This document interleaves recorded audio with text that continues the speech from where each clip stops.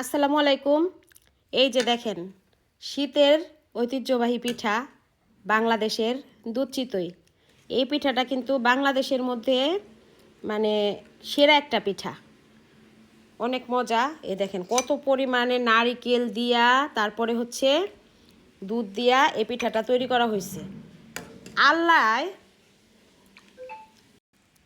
এমন একটা মেয়ে দিছে আমারে, এমন একটা, ওই যে দেখেন মানে মুখের অবস্থা কি করে রাখছে, কি লিগা জানেন? শুধুমাত্র পিঠা খাইতে কইছি দেখা।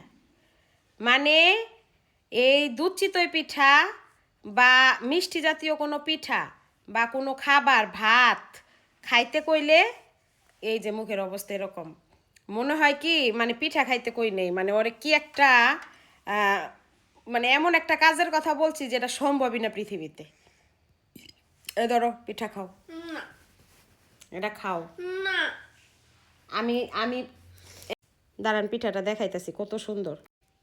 এই যে দেখেন পিঠাটা কত সুন্দর একটা পিঠা, একদম এই যে দেখলেই কিন্তু খাইতে ইচ্ছা করে।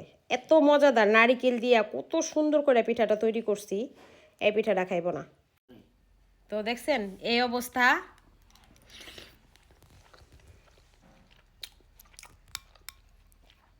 রসগোল্লার মতো।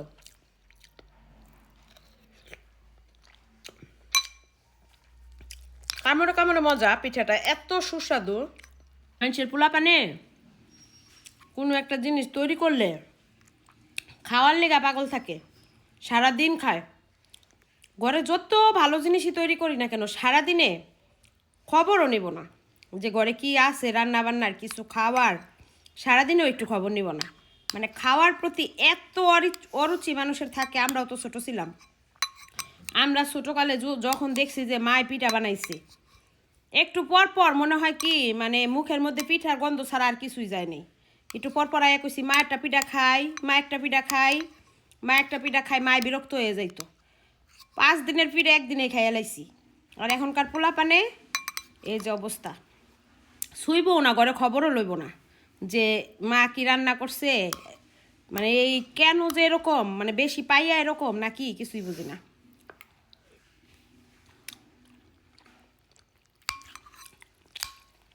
পিঠাটা কিন্তু সত্যি অসাধারণ হয়েছে, একদম রসগোল্লার মতো, এত মজা। কামড়ে কামড়ে নারিকেলের মজা।